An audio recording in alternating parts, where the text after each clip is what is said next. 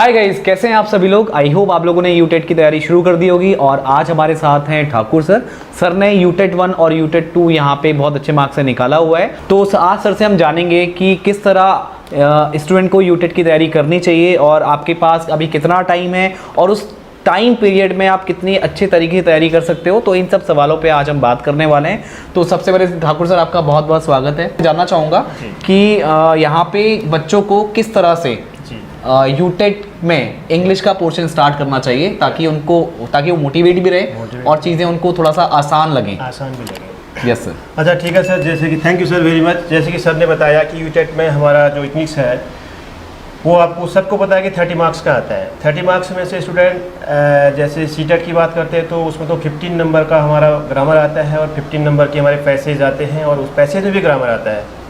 लेकिन वो 15 नंबर का क्या आता है, उसमें ये पेडागोगी सेक्शन आता है। लेकिन यूटेट में ऐसा है, यूटेट में आपको ग्रामेटिकली सेक्शन से ज़्यादा आता है।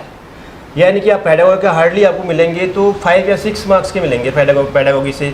और बाकी आपका पैराग्राफ आता है 8 मार्क्स का। पैराग्राफ से आपको आएंगे क्वेश्चन 8 मार्क्स के। उसमें भी एग्जामिनर कभी कभी 1-2 नंबर ग्रामर के दे देते हैं, ग्रामेटिकली सेक्शन से देते हैं। बाकी जो 17 एंड 18 मार्क्स के आपका बनता है ग्रामेटिकल सेक्शन। ठीक है, उसको बच्चा फोकस करे तो स्टूडेंट फोकस करेंगे तो सफलता पा सकते हैं। और 30 में से 25 या 24 नंबर आने की संभावना रहती है यदि ठीक से ग्रामेटिकल सेक्शन पढ़ लिया बच्चों ने।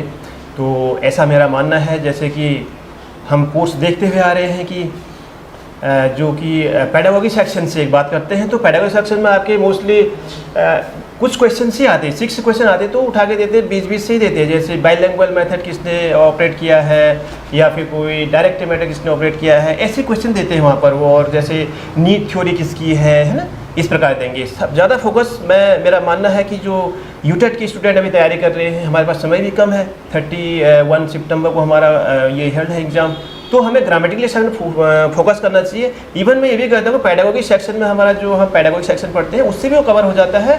और इंग्लिश जो पढ़ा रहे हैं मैं पढ़ाऊंगा उसमें भी आपको जो मेन पॉइंट होंगे फोकस उस पर भी किया जाएगा। अच्छा सर, मैं यहाँ पे एक क्वेश्चन और ऐड करना चाहूँगा। और मेरा क्वेश्चन ये है, जैसे मान लीजिए कोई यहाँ पे जो भी स्टूडेंट है हमारा, वो अगर पहली बार इसकी प्रिपरेशन कर रहा है, अच्छा, तो उसको सबसे पहले क्या करना चाहिए इंग्लिश में? अच्छा, तो उस पर आप क्या कहना चाहेंगे? जी, जो सबसे पहले प्रिपरेशन कर रहे हैं उसको अपना बेसिक पहले देखना चाहिए। Basic must compulsory.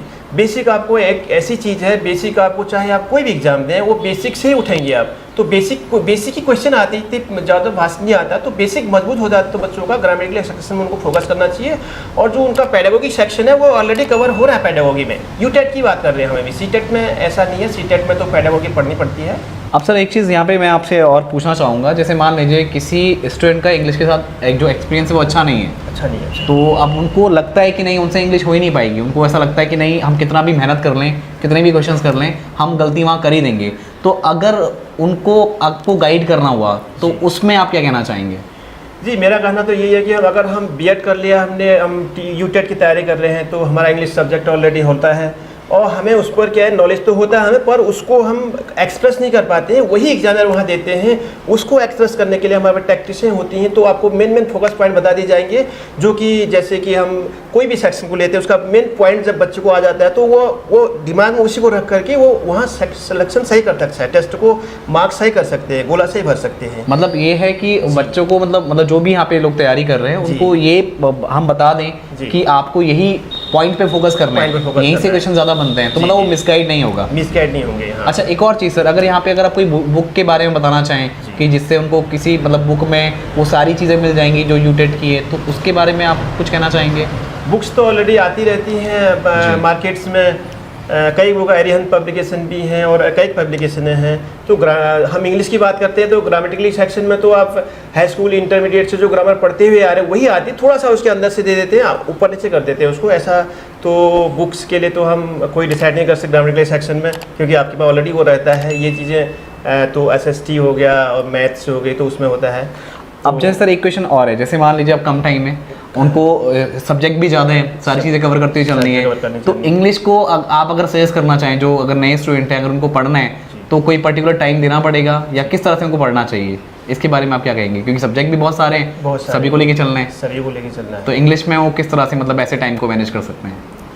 देखिए, इंग्लिश में टाइम तो मैनेज करना ही पड़ता है। जैसे कि आप सुबह उठिएगा यानी कि मीनिंग पढ़िए, एंटोनिम सिनोनिम आप खुद प्रिपरेशन कर सकते हैं। Antonym synonym one word substitute है, एंटोनिम सिनोनिम है, वो आप खुद प्रिपरेशन कर सकते हैं बच्चा ना, जब अपना टाइम टेबल निर्धारित करे हो। और बाकी हमारी जो क्लासें आती हैं, जो क्लास में उनको बताया जाता है, तो उस पर फोकस करें और उसको रिवीजन करें, बार बार उसका वीडियोस देखें। और भी वीडियोस हमने वेदाश्री लर्निंग ऐप पर डाल रखी हैं, इंग्लिश की वीडियोस हैं, जो टेंस की वीडियोस हैं, डायरेक्ट इंडायरेक्ट है, एक्टिव पेज की वीडियो डाल रखी हैं, उनको देखें बार बार, फालतू समय अपना ना गवाए।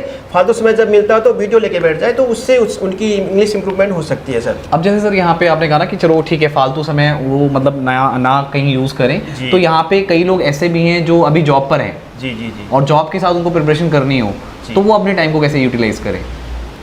देखिए जॉब में तो थोड़ा हार्डली होता ही है सबके लिए। जॉब भी कर रहा है, इवन वो स्टडी भी कर रहे हैं, तो हार्ड तो होता है। लेकिन जब जॉब करता है तो कोई भी उनका दिमाग भी फिर क्या है ना, माइंड भी वैसे कैप्चर करने लगता है चीज़ों को। एक स्टूडेंट के पास बहुत टाइम है, वो सोचता है कि मेरे पास टाइम बहुत है, उसी हिसाब से पढ़ते हैं वो। और एक स्टूडेंट के पास टाइम नहीं है, वो बदल रहता है, तो वो जॉब में भी रहेंगे तो वहाँ पर इवन सोचते रहेंगे, तो उनकी स्टडी हो सकती है।